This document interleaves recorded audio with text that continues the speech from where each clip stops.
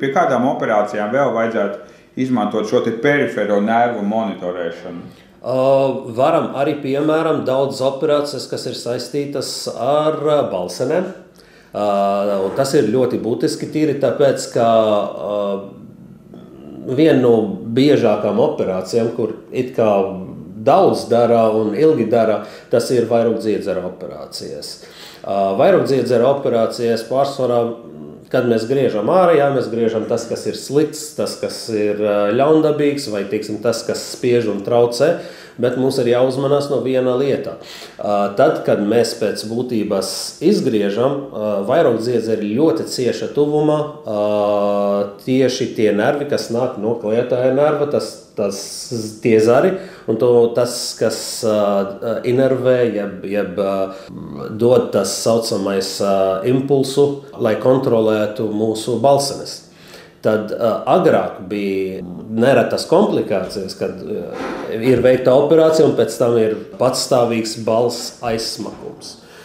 Un tas ir tīri tāpēc, ka nervs tiek bojāts. Ne tikai tāpat brīžiem, ja tas nervs ir skarts no citām vietām, viņi varētu pat izraisīt citās problēmas, viņi varētu izraisīt arī sirdsdarbības problēmas, var izraisīt, piemēram, arī problēmas ar rīšanu, nepilnvērtīgu rīšanu. Bet tad, kad mēs monitorējam un mēs skatāmies, tad mums ir tāda iespēja saprast, kur tas nervs ir.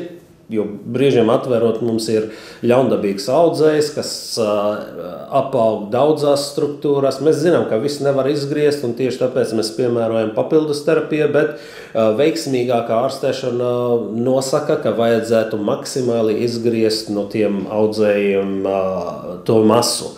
Un tas, kas paliek, ja tas ir 10%, tad viņam ir lielāka izredze, ka var ārstēt ar palīdz līdzekļiem, jeb papildus ārstēšana specifiska.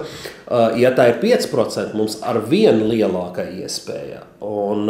Bet, ja mēs tikai redzam izmainītos audus, mēs nevaram saprast, kur tas nervs. Tad mēs nevarējām saprast. Tagad, ja mēs stimulējam, tad mēs varam arī atrast to nervu. Ne tikai saprast, kur viņš ir, bet arī ejot dziļāk, jo tuvāk mēs esam, tad brīžiem ir tā, ka mēs varam pat atdalīt to nervu vai izbrīvot maksimāli no visiem apkārtējiem ļaundabīgiem audiem.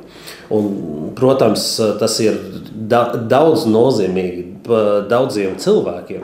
Cilvēki, kur, piemēram, pedagogi vai tie, kur strādā, piemēram, medijā, dziedātāji, tādiem ir lielāka izredze saglabāt savu balss funkcijas, kad veicam smagās operācijas.